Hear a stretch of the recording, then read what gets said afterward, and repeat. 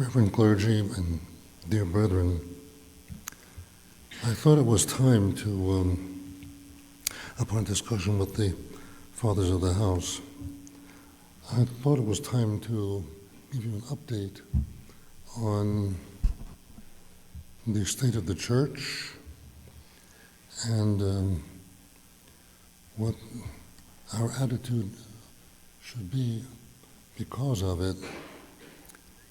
And that's why I'm here this morning with you.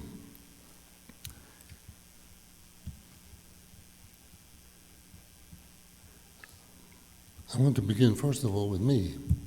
That was the springboard for this whole thing, I think, because of the surprise that I received from the Chancery Office of the Bishop.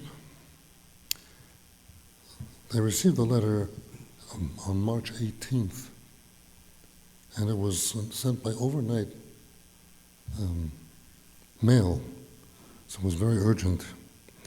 Part of the reason for that is that this bishop, as you know, is leaving for Denver. He's becoming the Archbishop of Denver, which means he's the metropolitan, and that includes all the suffragan bishops around here, you see, they're under him.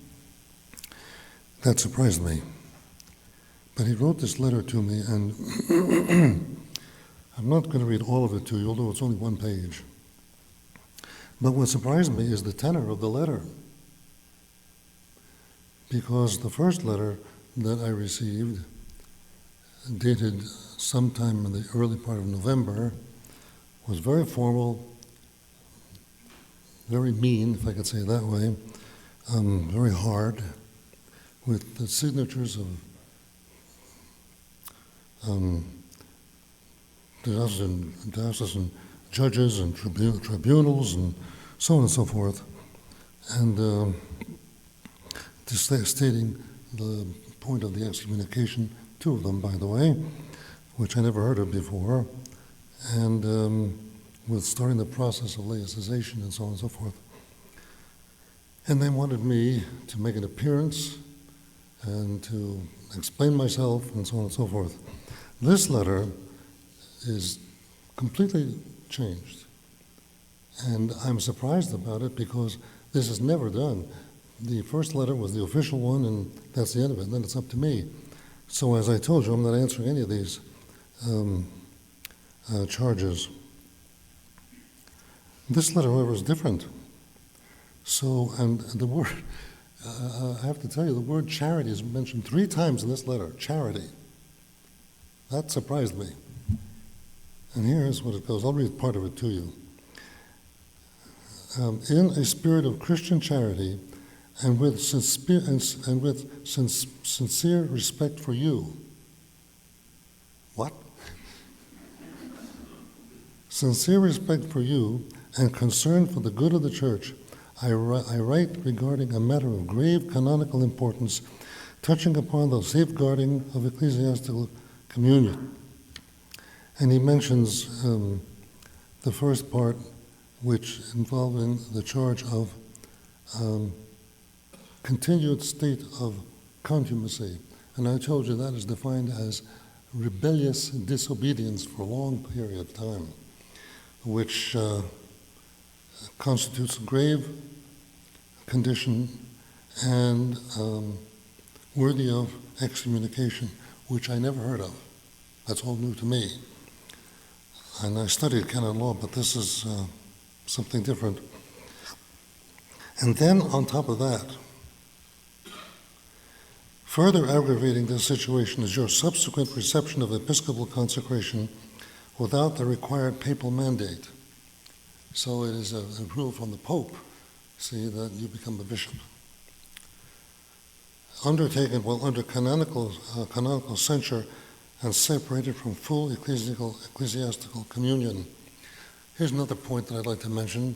There's nothing said ever in the whole concept of ecclesiology which states full ecclesiastical communion. You're either in the church or out of it. You're not half in and half out. 60% in, 40%. That doesn't exist. You're either in or out. So full implies something other. So I'm not fully ecclesiastically united. Well, if I'm not, then how much am I?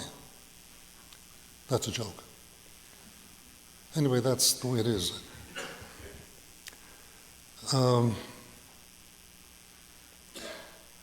He continues, I'm skipping. Given the seriousness of these matters and infidelity to the principles of justice, as we go again, and ecclesiastical charity, and that guide the Church's canonical procedures, it is necessary to afford you the opportunity to present your defense before any further steps are considered. That's not what the first letter said. Therefore, I invite you. That's unusual. I'm not commanded to do anything.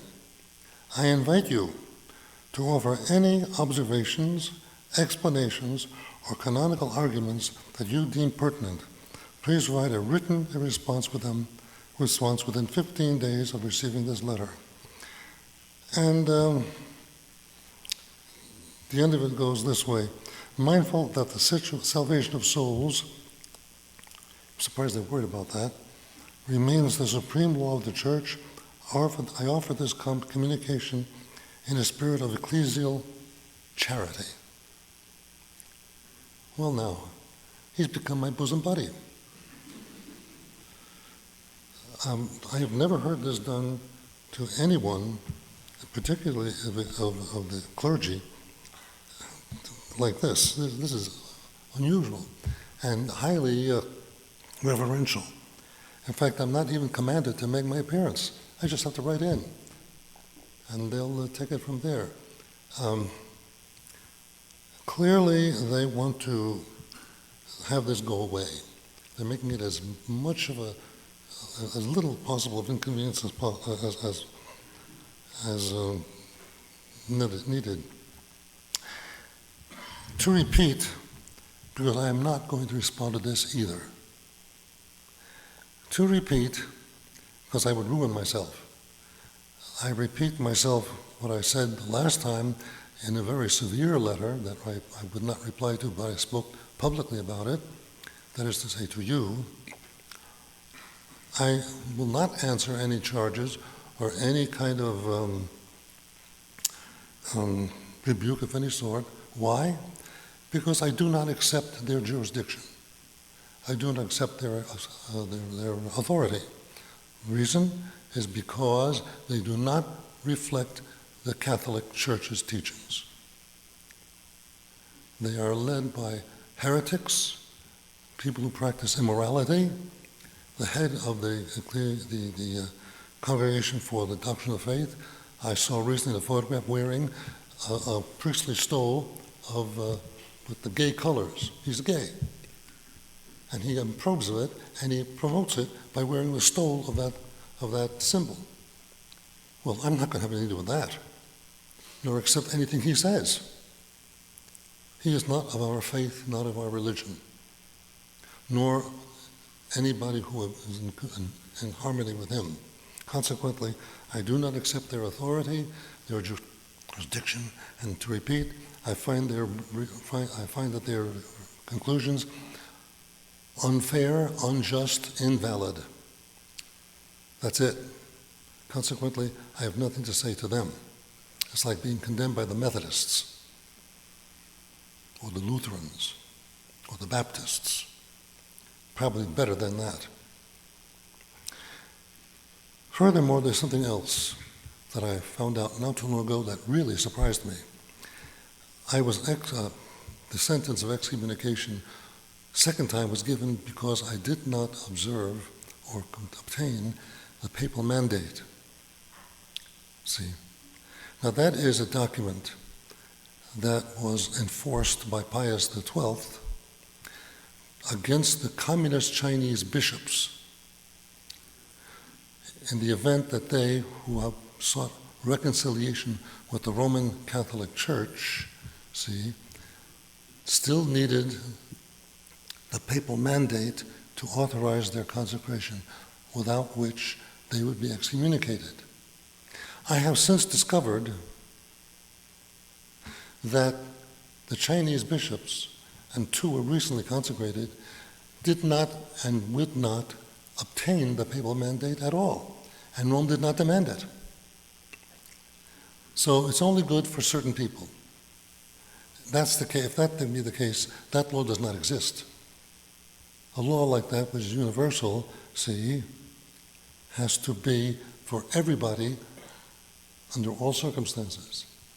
So for the Chinese communists, bishops, they don't have to obtain the papal mandate. Just us. See. Without which there'd be excommunication as a sentence. Well, that's not even a law. Consequently, that has been then terminated. So that excommunication is now invalid, just for that alone. As far as my refusal, you see, to accept their jurisdiction, it is not, again, as you well know, a refusal to the Catholic Church. It's only to heretics, only to schismatics, only to those who accept immorality in every respect. That's my refusal, and I continue to maintain that stubborn resistance and disobedience to that also. Consequently, that's not even valid, because they're implying, you see, that this contumacy is now toward the whole church. Of course, that's not true. I've been a priest so many years now. How could that possibly be true? Consequently, this letter, as sweet as it is full with lies and misrepresentations. I suppose they did not think, unless they don't know it themselves, that I would find out sooner or later about the nature of papal mandate. My conclusion, my response, you are just a bunch of bullies. And I am too old and have consecrated myself to the Sacred Heart of the Virgin Mary so many years that I am not going to be moved by this. This has no effect on me whatsoever. And frankly, dear brethren, I have not lost a wink of sleep over it. In fact, I think I've slept better, knowing that now our position is stated openly. So, I am completely reliant on the fact that I'm an old man, on the fact that I am now going to be soon 53 years in the priesthood.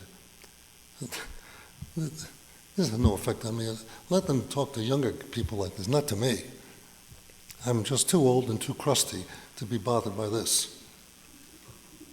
So there you have it. That's this. This is what makes the current situation with Society of St. Pius X so anomalous. As you know, maybe most of you know, the remaining bishops, two have died, two are left. And they have made a decision that they need more bishops because they are worldwide. At least they like people to think that they are the largest and most prolific of the traditional groups. That's not true. But nevertheless, they are certainly famous, most famous. And so they have decided that at the beginning of July, they're going to consecrate new bishops. Well, that's fine, as it is. But then, having done that, they decided, well, let's especially look now and think about contacting the Pope. Now, if you've made a date to do something as drastic as that, without papal authority, why would you say something to the Pope now, since you feel it's not necessary? It seems to me that way. But they did. So, yes and no. So they asked the Pope to permit them to do what they intend to do anyway, which to me is insulting, but nevertheless, they did. And the Pope referred it to the congregation, or the dicastery as it's called now, mistakenly, by the way. They call it that for the doctrine of the faith, which is headed by Cardinal Fernandez, the one with the gay stole, the one who produced 4 books of pornography, I might add, as you well know.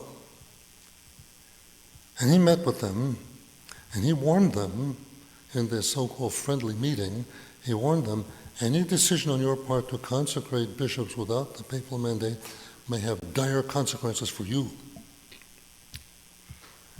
And so they're continuing. But in their letter, and this is the part, I'm using this as a springboard to tell you something about the situation in the church.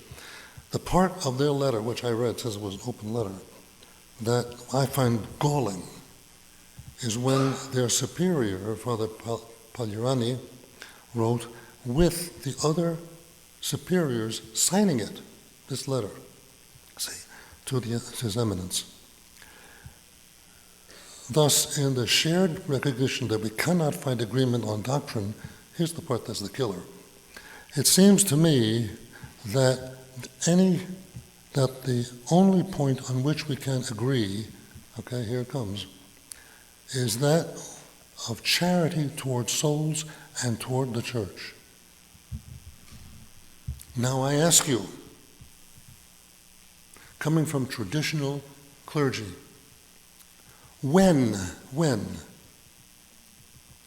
has the new religion that we call the modernist sect, the modernist cult, when has that group that controls the buildings and the finances of the church, when have they ever shown charity toward anybody, particularly those who don't agree with them? I can't think of one. And I find it particularly, can I use the word, hypocritical of these bishops and these priests who are their superiors to write such a word. When here's history for you, but listen to this. In 1988, when Archbishop Lefebvre consecrated bishops without the papal mandate, without permission from the Pope, who was expressly telling those people, Lefebvre himself, do not do this. And he said, go to blazes with you. And he consecrated 4 bishops. He was in turn excommunicated. And he has stayed that way, dying that way. These same bishops who were excommunicated with him agreed, and so did I, agreed that the sentence of excommunication on Archbishop Lefebvre was invalid, right? For the reasons that he explained in his reply. So he did not accept the decision of the Pope and the Church that he was outside the Church. And these bishops, the 4 of them, agreed. It was invalid. In other words, it's fine, they're just fine bishops and so on and so forth. More than that, a whole host of priests signed a letter in which they said, and I want to hear this. This is the same sentiments of Bishop Fallet and Galretta and Williamson and so on and so forth. We have never wanted to belong to this system, meaning the current church. We have never wanted to belong to this system that calls itself the conciliar church and defines itself by the Novus Ordo Missae, indifferentist ecumenism, and the secularization of the whole society. Yes, we have no part whatsoever with the pantheon of religions of Assisi. That was the famous meeting that they had of all religions. That's what they said back then in 1988. You hear me? That's what they said. Some years later, the 4 bishops appealed to the Pope, now John Paul II, no, Benedict XVI, and asked that the censure of excommunication be lifted. My question, why do that if you consider it invalid to start with? Then there's no consequence. But they asked for it to be lifted. And under certain circumstances that Rome put on them, they did lift the excommunication. So these 4 bishops, 2 of whom have died, are now free. And they in turn, much to my surprise and much to my, disdain, thanked the Pope. Why thank him for something that was unjustly incurred by Lefebvre? Why thank him for that? And I thought you regarded this as invalid yourselves. Why thank him for something that you all found innocent?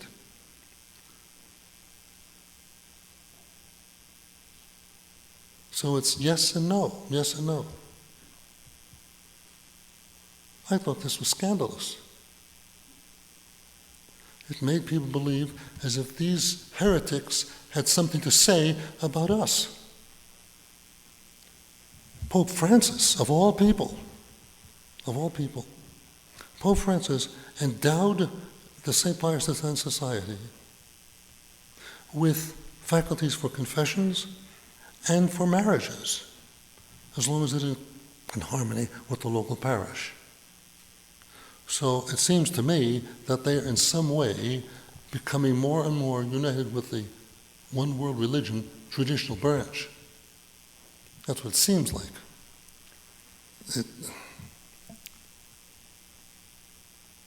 It is something that is an anomaly. And I'd like them to make an answer to this. Because it's that same, I'm with you, but I'm not with you. I'm conservative, traditional, but yet I want to have a recourse to the new world religion. Is it because, as some have suggested, that their superiors, their bishops, want to be elevated to that position of being head of the traditionalists in the world religion? I don't know. Can't say, I'm not accusing them of anything, but it's certainly suspicious.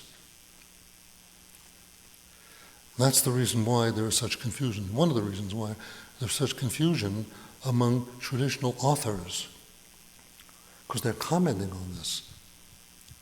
Like, for example, Cardinal Sarah, who appealed to St. Pius X community, please don't consecrate. You owe your obedience to the Pope. Same position with Cardinal Burke. The same position with Cardinal Muller and Bishop Schneider. Please don't do this. They want, and maybe you know this already, they want coexistence with traditional faith and the new religion. So the true religion and the new religion are supposed to be happily coexistent. This, brethren, is not Catholic. We are not interested in coexistence. We are interested in victory. That's what we're interested in. We are interested in the return of those who are errant to the truth. We're not trying to make deals. It's kind of like, as I told you, Pope St. Martin I, when he was told the same thing by the emperor. Live with the Monothelites. They will attack you, you do not say anything against them. Just live together. And then what I told her, he said, nothing doing. We've been commissioned by the Lord Jesus Christ not only to teach truth, but to condemn error. And for that, he paid with his life, which I will not go into now. We take that position. We have nothing to do with heresy. We have no intention of living with it. Because if you do, you see, and that's the reason why St. Vincent has been kind of vague in condemning modern errors. Because you see, if you do, while you've been accepted to live legally approved, legally according to the heresies, see, while you do that, you are forbidden to speak against the Pope or against what he says or against what Rome has permitted. If you do, bad consequences will take place for you. See?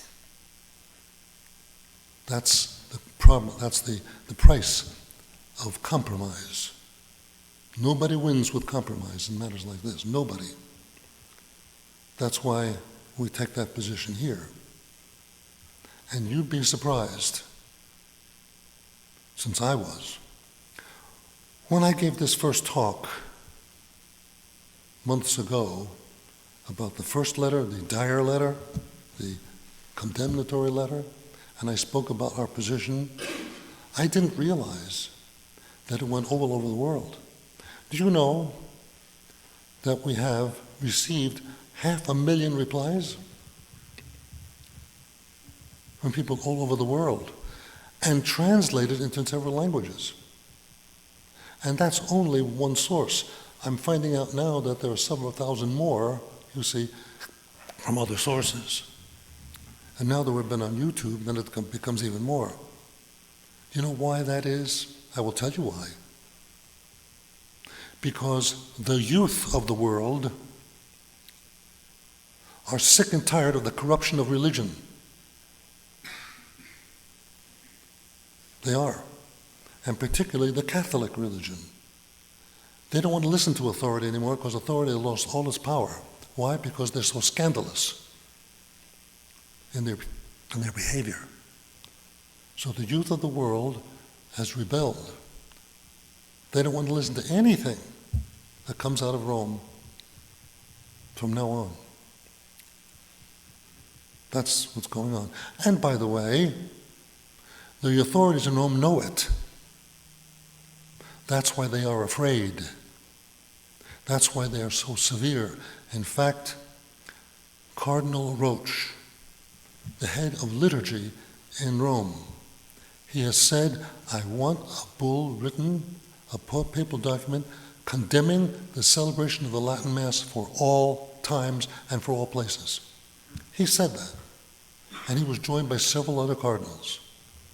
Well, that may be, but not here.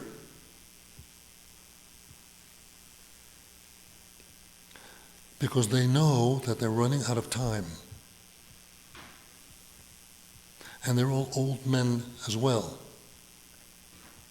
And thank God they're all dying off. Dear Lord, if you can't convert them, get them out of sight.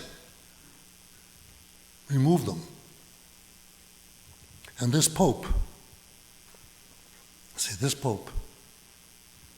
now they've released, I don't know if you've seen this already, they've released numerous photographs taken in the 1990s of him, get this, prostrate, adoring Pachamama, the earth goddess, adoring her.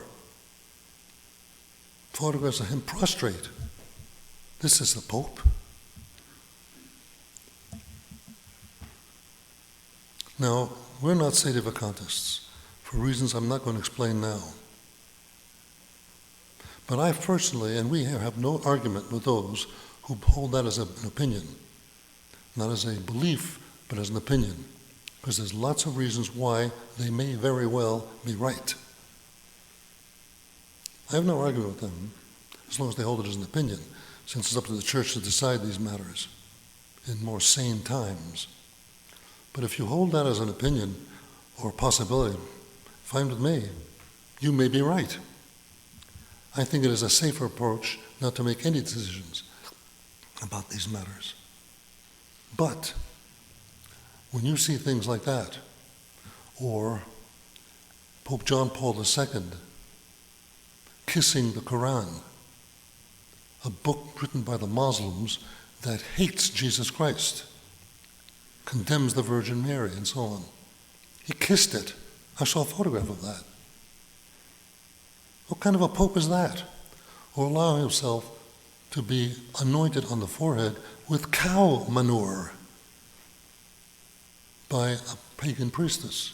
This is ridiculous, as not to say outrageous. This is a pope? The vicar of Christ? Well, anyway, this is what's going on with SPX, St. Pius X, to show the confusion among people.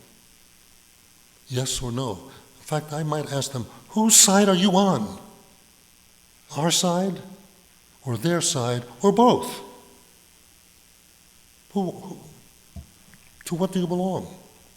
Do you belong to both? That's sometimes done, by the way. Okay, I won't give you examples of that, but in war, you ever hear of people financing both sides of a war? Whoever loses, they always win.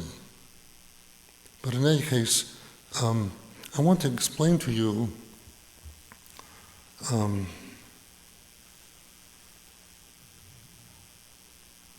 in addition to this confusion, this anomaly of asking for a removal of excommunication, which they themselves admit was invalid, and then grateful when it was done, and bragged about it. We're not excommunicated anymore. But when Bishop Golka writes, I have great respect for you and concerned about your welfare, and I invite you to write your positions down, who's interested in my good and the good of the church and so on and so forth. Well, I didn't know this at the time. I wish I had when I was visited by two deacons of his church, of this new church. Did I tell you about that? If I didn't, I'm sorry. Some months ago, two deacons came representing him, the Bishop Golka. See, wanted to know about me and us and so on. So I showed them everything, photographs of the consecration, everything. We have nothing to hide at all.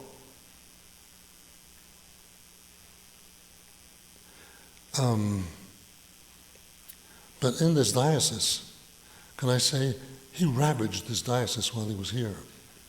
I'll give you an example of it. 11 priests of this diocese, which is already short of priests, 11 priests under his personal decision were expelled from this diocese. 7 were transferred, and 4, get this, laicized. You know how extreme that is, to be laicized? It's not as if they take away your powers as a priest. They can't do that. But they forbid you to use your powers. He did that for 4 priests in this diocese. I have not heard why, but that is awfully big and extraordinarily rare. In my life, I've never heard that happen, ever, except with the new religion.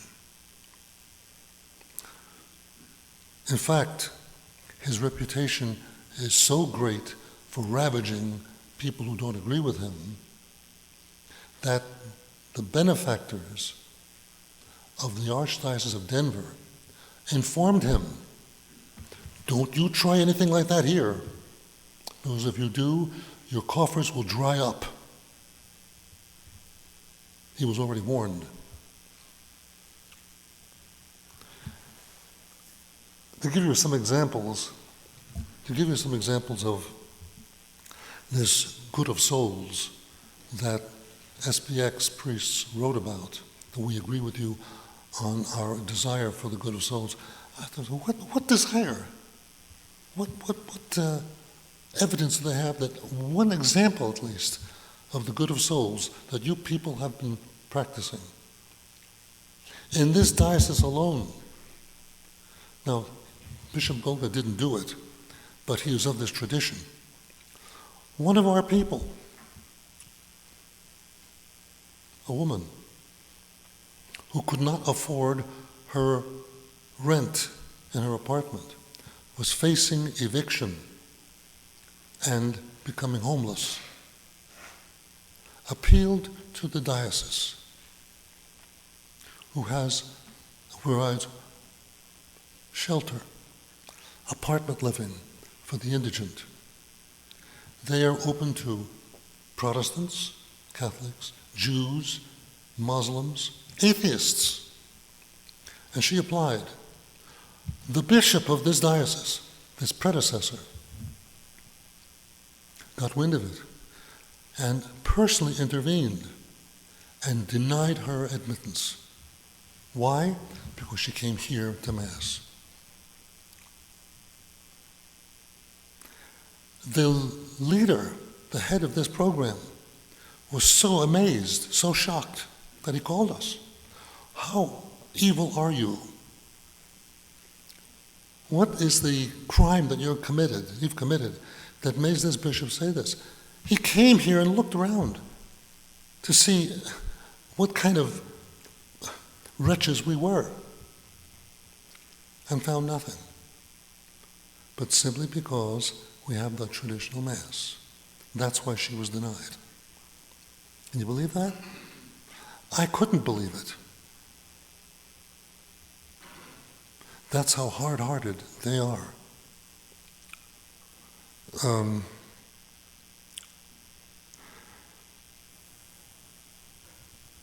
There are 7, I'll give you some examples of the condition of the church right now. 7 Poor Clare nuns who were traditional-minded. Now, Poor Clares are what they call second order of the Franciscan family. They are considered the strictest of the family of Franciscans, and their emphasis is, from St. Francis himself, one of poverty. That's what they're called, the Poor Clares, from St. Clare the foundress, or the Poor Ladies. They're nuns, cloistered. The modernists have a particular hatred for the contemplative life. Particular. Pope Francis had a hatred of them, as an example. And numerous communities were expelled and crushed, suppressed by him alone because of their traditional manner of life. These 7 elderly ladies were, by secular courts, ordered to leave the monastery. And so they did. Some of them were sedevacantists, I admit. But is there no compassion? Is there no charity? Is there no sensitivity? Is there no sorrow for these old elderly ladies, elderly sisters, nuns, to allow them to say, keep your at least residence there. Live out your life. No. Out the window, out the door. Starve. That's for you because you're traditional faith. I'll give you an even worse example, or another example. Father Frank Pavone, he was famous years ago because he organized priests to protest abortion, and they became very influential in this country. He was the head of it. Well, these bishops were not to settle for that. So he was ordered some months ago to leave this program because they knew when he left, it would probably fall apart. He left and submitted to their unjust authority. But more than that, get this, he wasn't just suspended, he was laicized. What did he do? Because he refused to leave that program he started. Was he wrong? I don't know. Probably he was not, because he knew their motives to stop all anti-abortion activity in this country, because they were effective as priests. But in any case, let's say he was wrong. Let's just say that for the argument. To laicize you? That's a very, very extreme punishment. When his mother died, and he submitted to this sentence, when his mother died, he asked for permission to offer the Holy, and by the way, this is Novus Ordo, not traditional, Novus Ordo. He asked for permission once to offer Mass for her soul. And you know the answer? No. Oh no.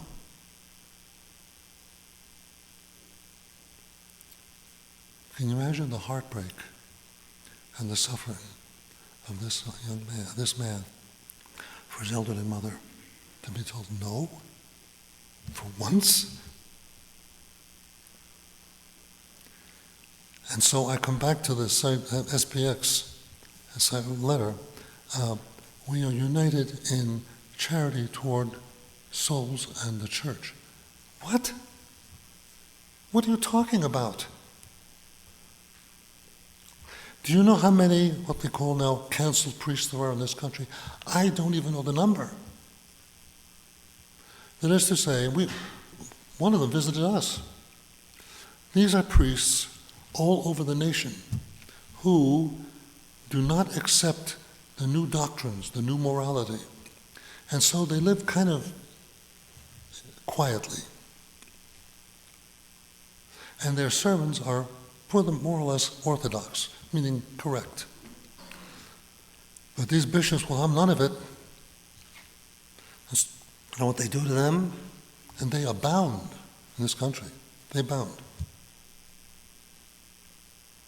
They cut off their stipend. So there's no more money, no more support.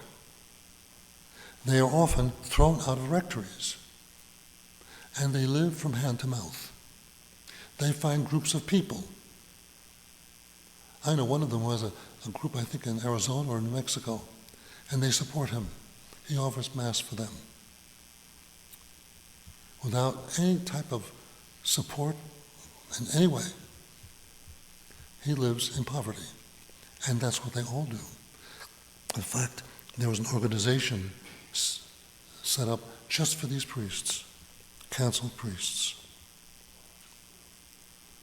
Well, you know about the Pachamama scandal of this present Pope. People are wondering what's to be done about this, because this is an act of apostasy, in which case you have to make a public renunciation of this crime of worshiping an idol, which, by the way, is identified with a bucket of dirt, because it's the god, see that, for the soil. It's the same thing, to ask for success in crops. In any case, there is such a thing as now called, and this is from Pope Francis, that this present Pope wants to institute, in fact he has instituted, called the Synod of Synodality, to reduce the Church to kind of like a general council that is run by priests, bishops, cardinals, and lay people, who now will make all the decisions regarding liturgical practice and belief. The Pope will be reduced to just a president or a chairman of the board to kind of ratify what the council, this council or synod, teaches. Women, men, lay people will have the same equal voice and order around priests and bishops. That's the Catholic Church in modern times. I should say the new, heretical, Novus Ordo modernist church, not the true Catholic Church. We have nothing to do with that. And it is from that that this Bishop Golka writes to me. He is a member of that belief. That's what Cardinal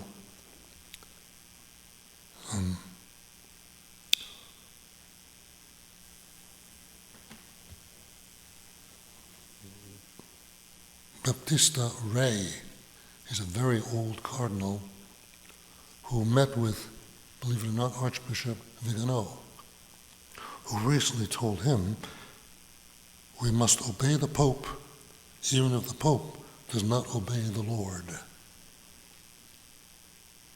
That's what he said. This isn't my quote, his quote. Consequently, these are just some examples of what, excuse me, of what we're facing, what you are facing in the new Catholic Church. Not the traditional one, not the true one, but the new one. And if you want to be accepted by the new church, that's the price of being accepted with the old observance, but only to a degree. Only to a degree. That's why here, you see, here, we have nothing to do with that. We, and there are others like us in different parts of the country, say the same thing. I didn't know this, but the traditional Catholic Church is the strongest in the United States and France. Believe it or not.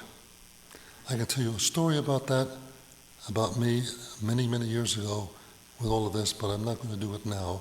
That's a story all by itself about how and why this country is so traditional. But leave that for another story. Maybe if you ask me about it, I'll tell you when we're together on another occasion. But in any case, this is what I want you to know, the state of the church. It's dire, it's serious, it's very grave, and it's a matter of not only belief and practice, but your salvation. Why? Because it is all, in the end, demonic. It is the work of the devil. And as you know, satanic worship is growing very rapidly, at least in our country, satanic worship. It is found in politics, in senators and congressmen. It is found in corporate America. It's found in police. None of them are Satanists. It is found in the church. Yes, there too. Even satanic worship. In fact, I can tell you this, and I've debated saying it to you, but I'm going to say it anyway. This Pachamama, in some areas, in some observances, even there, along with, ready? Ritual murder, human sacrifice. That is also, in some places, associated with the worship of Pachamama. So there you have it. It's not a pretty picture, but it's one that I want you to know. You're here, you have no idea how you have been blessed to be rescued and saved, prevented from this for yourselves and your families. Just a personal word about you parents. Now I know you're trying. I know that. You're trying very hard to raise your children. But you're failing. Okay? You're failing. because you have no idea how much friends and schools are twisting your children around, denying portions of the faith, in the end, the whole faith. We are losing the children. Not completely, no, but in many respects we are losing the children. And it is the parents that are to blame. Yes, they. You're not vigilant enough. You're not protective enough. It's a hard job. I know that. Because how do you protect your children at the same time letting them grow up as normal people? See? Because if you shelter them too much, they become robots or rebel in other ways. It's very difficult to be a parent. Very difficult. Almost impossible. But the home is the true core of the faith. Not here. Here's where it is expressed. Here's where you get your strength. But the home is where it's lived. And I think, and I know that many of you parents are now suffering because of one or two of your children have become atheists, pagans, and so on. I know that. And there's nothing we can do about it. One drop of water in a bucket of mud does nothing. And that's what your children are exposed to, a bucket of mud all the time. With children who are exposed to pagan teachers, sometimes Satanists, with teachers who are secular. And what you say in the home means nothing because they listen to the teachers. You're either too indulgent or too strict. It's a balance. But mostly, it's a matter of love. How much do you love your children? How much? I'm saying this to you now because I'm setting it up that you have something to fear by the church. Yes, the church. How much do you love your children? How much? Or are they simply necessary evils that you have to put up with? How much do you love them? Love them enough so that you incur their disapproval sometimes? And by the way, how much do you show your love to your children? How much do you do that?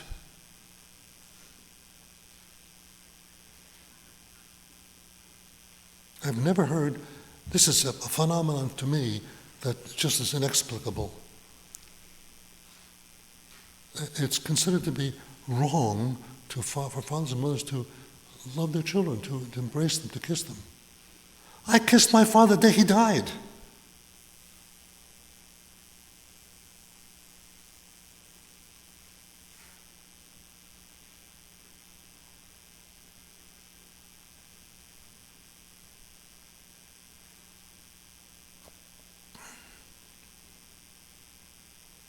You'll never gain their hearts unless you win their love. They'll never follow you unless they know that you're all about them. Not how much they work for you, but how much you love them. They would find it unthinkable to do anything, to say anything that would cause you hurt if they know you love them.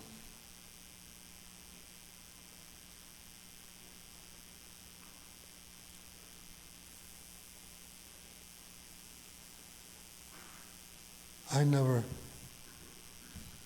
felt that my home was a model in any way. Sure, we had fights, but one thing I can tell you,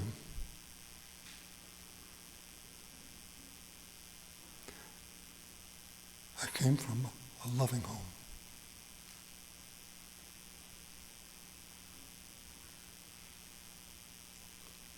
And the laughter was frequent in our home.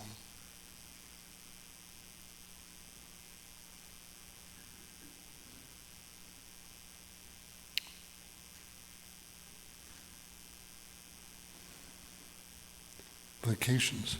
People go on vacation, leaving their children behind. What? We couldn't afford vacations in my time. Everyone on vacation except the rich people. So Sunday drives, everybody went. We always did things together. Of course, it was a different age.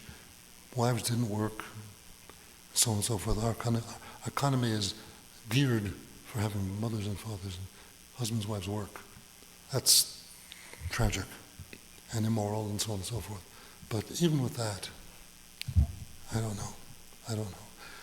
Parents, you have a hard job, very hard, and thankless. But remember, maybe the last thing I can tell you, part of all of this secularism, paganism, corporate America, we're in wars that people question. I'm not going to get into that. See, but one thing is that you still have your home. You still have that. Examine it, that it becomes a loving place. Sure, rules. I agree with that. Discipline, sure. But far more affection, love, kindness, indulgence. See? Not just rules.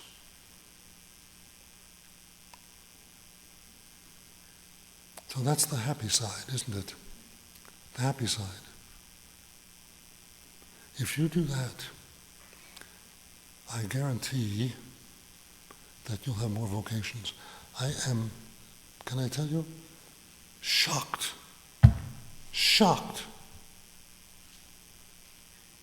that we have virtually no vocations from this group. None to speak of. None. I know why. Because I see in the little ones budding vocations. I see it. But as soon as they hit those schools, they're lost. And you are permitting it.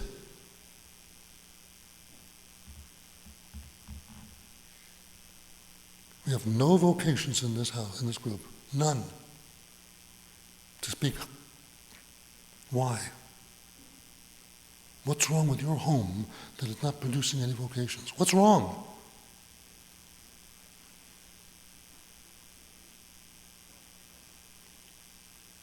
I found my vocation when I was 9.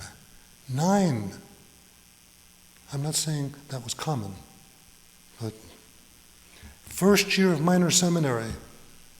Are you ready for this? In one diocese, a copious diocese I don't deny, 125 boys, 14 years old, wanted to be priests.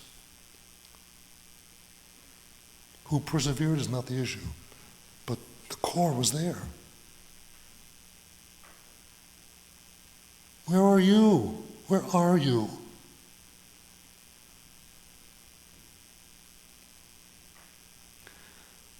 Lastly, remember, I've said it many times, mommies and daddies, mothers and fathers, do not make babies. That's a pagan view. Almighty God, in a moment in time, creates and infuses a soul into what you cooperate with in the forming of the body. That's all you do. And when that soul is infused, whenever it is, that's when a human being comes into existence. And your child, a person, a human being, is your responsibility, given by God to you. You have to give him back to God. See? Give him back. Trained, fed, nourished, and so on and so forth.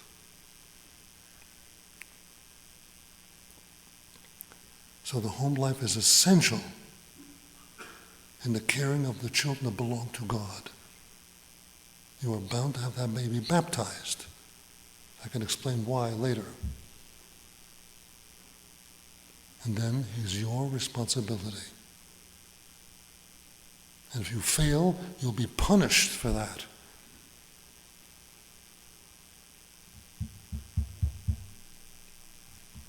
Okay. Well, that's all I want to say. So it's not happy. There's a glimmer of hope in here because I'm hoping I'm reaching you. I'm hoping. Frankly, not much hope, but I hope, some degree. Why? Because when you go out this door, what's for breakfast? I know that's how many people think. Well, now at this point, what are we going to have for lunch? See you next week.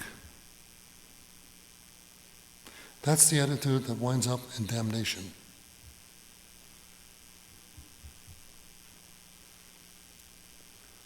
So I'm hoping that I'm reaching you.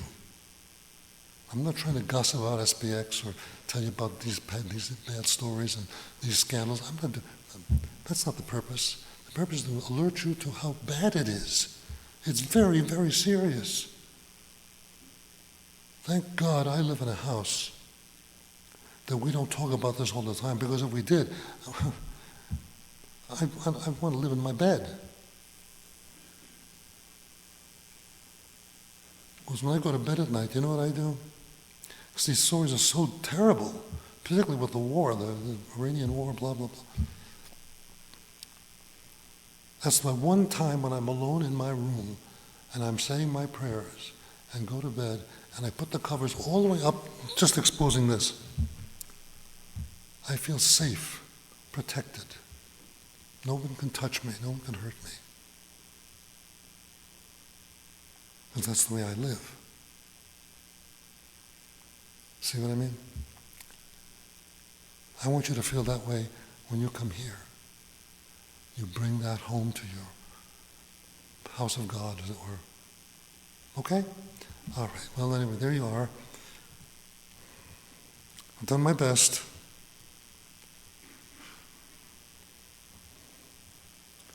Okay, you ready for a blessing? Kneel down. Come on. Sit nomen Domini benedictum. Adiutorium nostrum in nomine Domini. Benedicat vos omnipotens Deus, Pater, et Filius, et Spiritus Sanctus. Amen. God bless you. I hope he does. God bless you, and go in peace. And if you hate me, I'm sorry. Don't hate me. That's what St. Paul said. You condemn me because I tell you the truth? Is that why you hate me? Okay. Oh.